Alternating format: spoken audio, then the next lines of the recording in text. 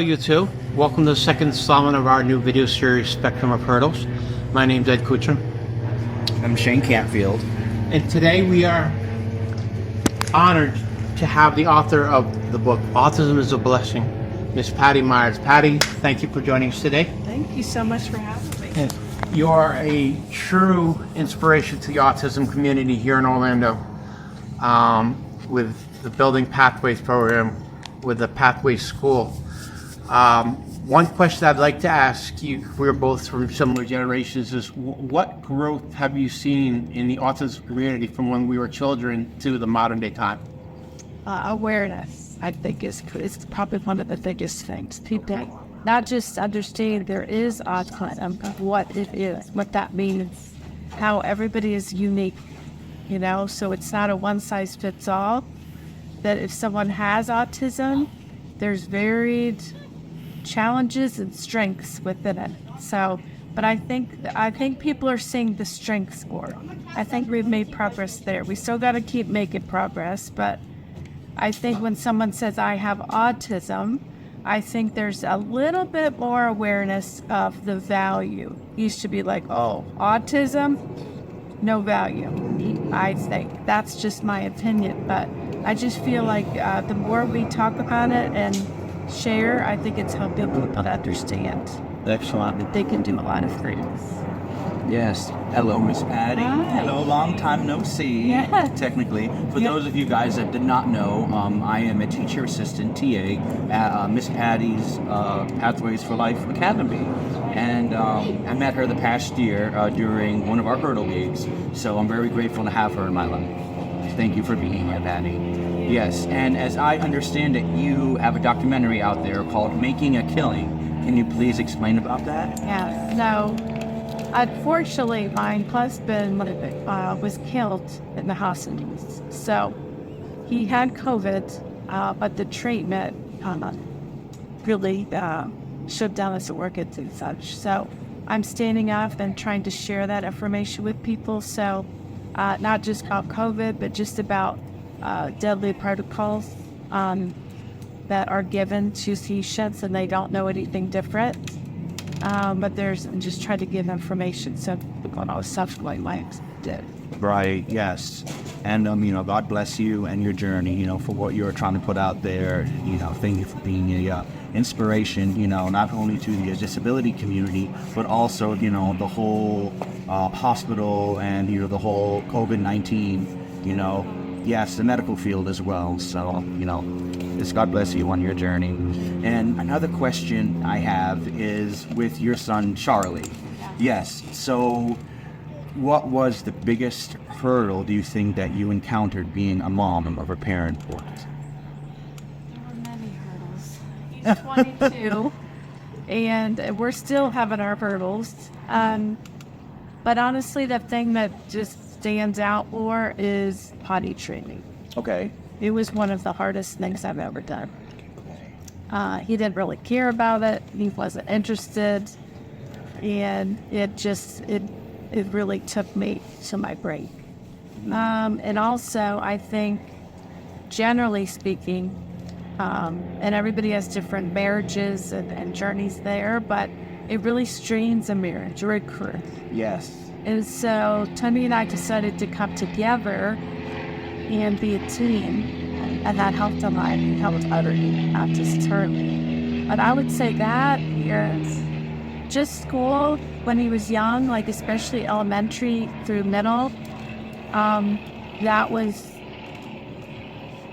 it was a lot. Right. But as he's grown and made progress, he doesn't need me as much, which is really a gift. That's what we're shooting for. That's one of the biggest things I've seen in the autism community. It's not the hard things. It's a simple thing in life. With our potty training, it's the basics of living. That's the hardest part of people understanding is how come they can do all these amazing things and can't tie their shoe? How come they can do all these wonderful things and can't fix a meal by themselves? It's such an enigma. We basically had a whole talk yesterday, me and Shane, about paradoxes. And that's a big, the whole paradigm. People don't understand, how can you be genius and not sell 5 in your fingers? One question I do have for And you. they're not as patient. Yeah. So if they see this amazing skill, they're like you said, they're like, why can't you do that? Or are very judged. I see that they're very judged for their behaviors and their, even the way they communicate, their moods. It's like, guys, they're really working on a lot of skills. Do you find people say more, why can't you do that? Or do they say, how did you do that? Or for the bigger things, that's a lot of times, sometimes they say, well, why, people tell me, why can't you, live alone? But then they say, well, how did you do it? And are they more amazed, or are they about how great they are, or more wondering how bad they are? I think that depends on the person. I think a person that has a lot of grace and servant heart, they're going to say, wow. And I think the person that doesn't understand as much is going to ask him. That's what I say. Okay. So, and when the person asks the other things, then I know that I have to bring more awareness, education. Excellent. Right. And the biggest thing I have taken away, from, working with the kids and, even though I'm not a parent, biggest thing is patience. Yes. And that was a bold word, when I was growing up, when my father died, a family took me in, a family friend, and, they kind of didn't really have patience, unfortunately. And so that kind of sped up the process of, me being independent, which is a curse and a blessing at the same time. It pushed you, but that was hard. It was. My next question is, what is your mission with building Pathways for Life? And I believe you have a guy's home? Yes. Yes, it's not a group home. No. It is It's supportive housing. Yes, and what is your mission with all 3 of those nonprofits, right? Yes, nonprofits. So independence. So, and to have a safe and loving environment. Because a lot of these places, whether it's a day program or class or housing, they're not safe. Right. And so I know I want that the most for my son. I want to be able to drop him off somewhere and not worry about, is someone going to hurt him? Because yes, he can speak, but I think if something were to come his way that's inappropriate, I'm not sure if he could tell us. So that's a little scary to me. So I'm really trying to, I'm not perfect. I'm always trying to make it better, but I do want a place where parents and students or participants can come and be who they are. And they know that we're going to help them be better, but also just not be. Right, exactly. So a parent included. Yes. They have a lot of stress, and I want to support them just as much. Give it that for passion. That's awesome. Do you feel that being a parent of an autistic child is strengthening your ability to be teachers of other autistic children? Oh, yes. I constantly badger my son to learn about what's going on in here so I can help other people. I always ask him, what was it like when you couldn't talk? I asked him that all the time. I asked him that for years, and all of a sudden one day he said, I remember that I know the word was milk, but I literally couldn't get it out, right? Or I asked him, when you feel anxious about being in a crowd, what does that feel like in your body? So I'm constantly asking him and other people so I can learn, because I don't get it. I don't have those same things, but I have other things. I have anxiety, but it's different, right? So I want to learn more so I can help people more. With that? Yeah. Yes, and most importantly, I see that you have your book with you that you wrote, Autism Is A Blessing. Can you please describe? It's an interesting title, isn't it? I love it. Yeah, a lot of, I've been at vendor fairs and different things, and I've got cursed out over this title. Really? Oh yeah, this man threw the book at my table. Oh my God. And everybody's in different places, right? Right. So I'm not saying it's a walk in the park. I'm not saying it's easy peasy. Right. What I'm saying is I've learned so much through my son's autism. Yes. You know, and this is where I get, sorry, I'm but You got this. and the subtitle is A Family Struggle with Autism, then how they found the blessings. So the littlest of things that my son has to work through, you know, that takes months or years sometimes. Like, we take that stuff for granted. I did it with my daughter. He has a sister 6 years older, and she just did everything jing, jing, jing. With him, we're still working on things that we've worked on for years, you know. And when he does something, it is so deep and wonderful. And I think people in life miss that, right? They just, things come easy and, you know, something is a little bit of a struggle, but it's not for years. It's not for months, or, you know.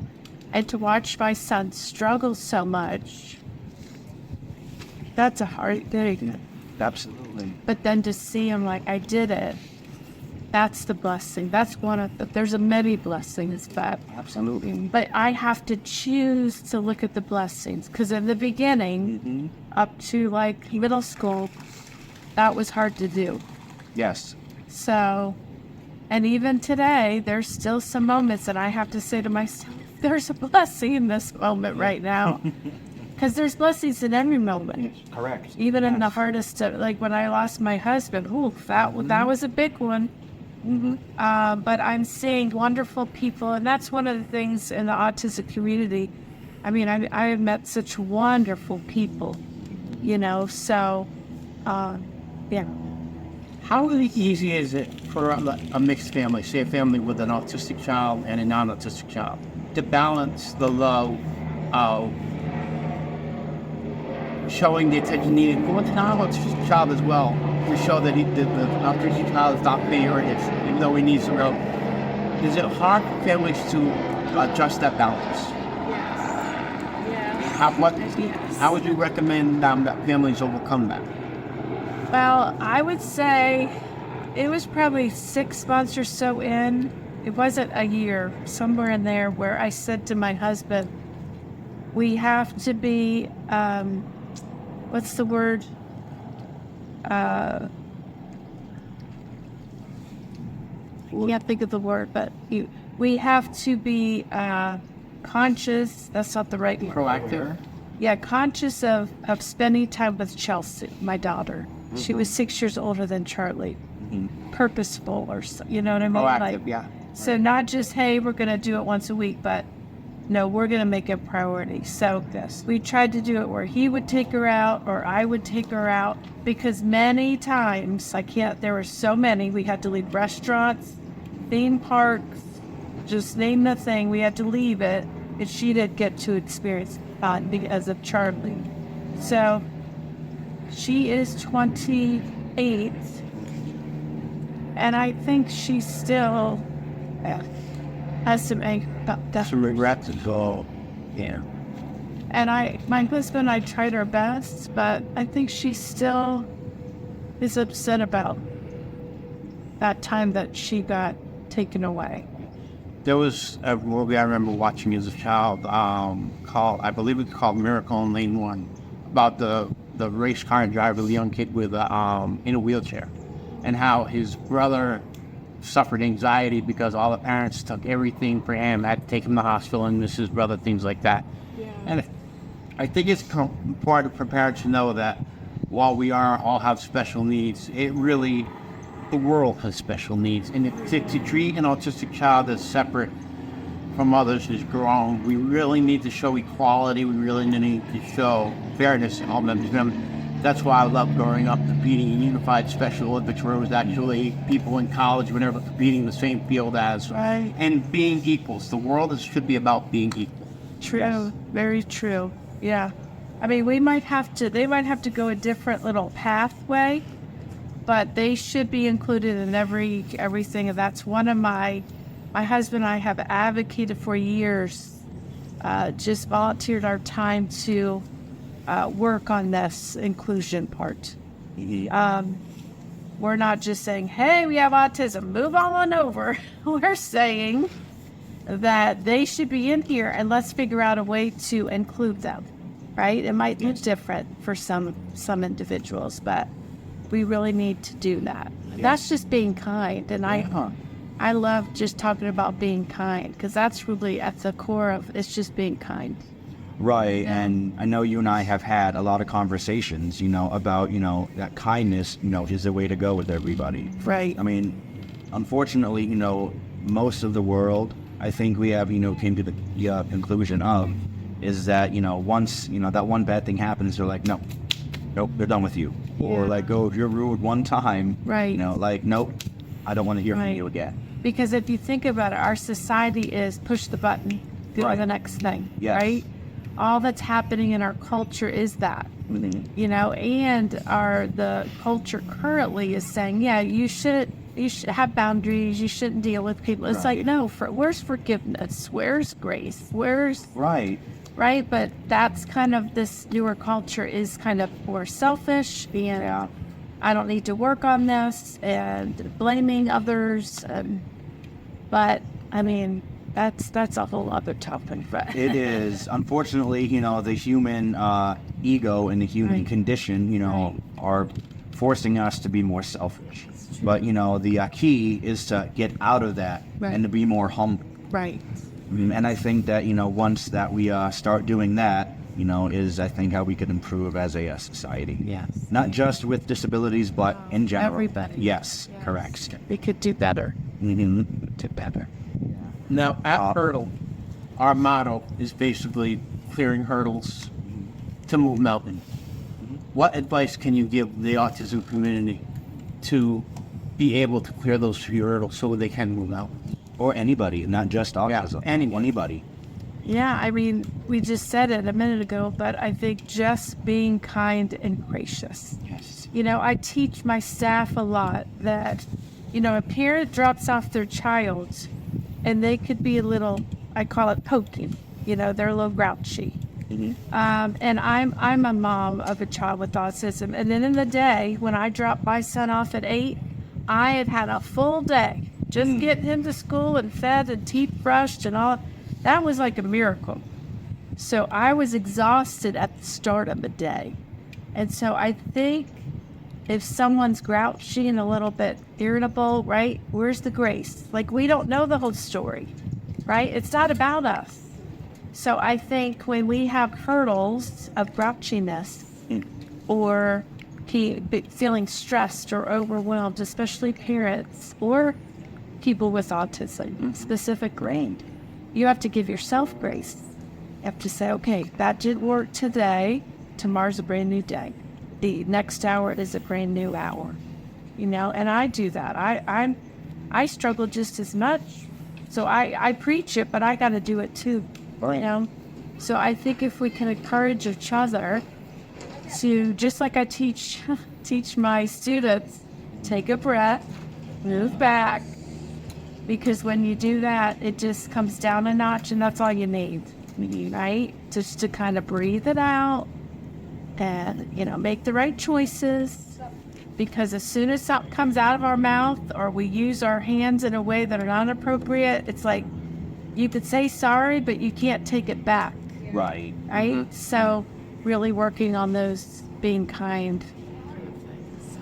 Yes, and you're still teaching me, that because, I'm going to be honest here, I have my own fair share of anger issues, and, just... I know we've spoken a couple times about, how to regulate and take a step back and, like how to handle with certain people, like really humble yourself and look how someone was trying to say something to you. Right. Like they may say something that seems cruel and maybe mean, but, if you really digest it and if you really, try to process that, then, It's not about you. Exactly.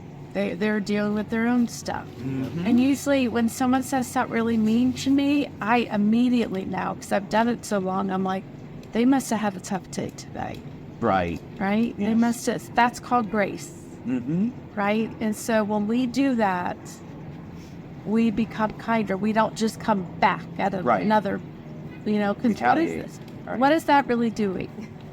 Right? It's just being nasty. That someone's going to be upset about what you said, and it's just a big old, Snowball. instead of just not responding, or it's kind of awkward when someone's like really nasty and you're like, seems like, are you all right?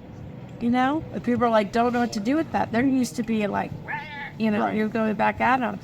But either don't say anything and figure out a way to not say anything, or ask them if you get down the toe. It seems like you're having a tough time. I have seen tremendous growth and change since he has worked with you. I've seen him grow as a person. I've seen him grow as a man. What does he bring as someone on the autism spectrum, as a teacher, that someone who isn't on the spectrum would give? What does he give as a person? Yeah, I would say, I know we've had a couple meetings where he shared how he felt Yes. in those situations. So we have behavior meetings and we talk specifically about students and how we can help them better, and keep training and teaching staff how we can help them and ourselves, right? So he shared a couple nuggets in there, and it's helped us. Yes. Because I think, just like you asked earlier, I've asked Charlie, I've asked other people, like, what does that feel like? What if, he shared once about like how teachers treated him and what helped and what didn't help. And that's helpful to us, right? Because sometimes people are in a box and they just do the same old thing.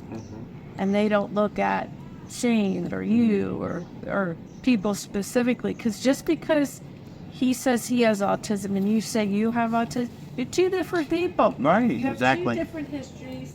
Two different generations. Yeah, there's so much, right? So it's not a box.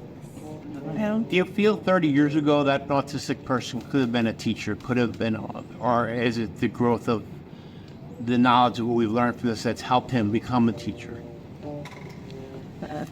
That's a tough one, and it's many answers I would say. So 30 years ago, I knew Rain Man, Yes. these specifically. That's pretty much all I knew about autism. But I would definitely say yes, because that's how my mind works. I don't think there's any limit to anything. I get very upset when someone says, oh, that's all they can do. Oh, my dear. No. There's never a limit. It might take us longer. We might have to go this way or that way, but they can do all kinds of stuff. So I definitely say yes. I just think the awareness of abilities and struggles has increased, and that's good and bad.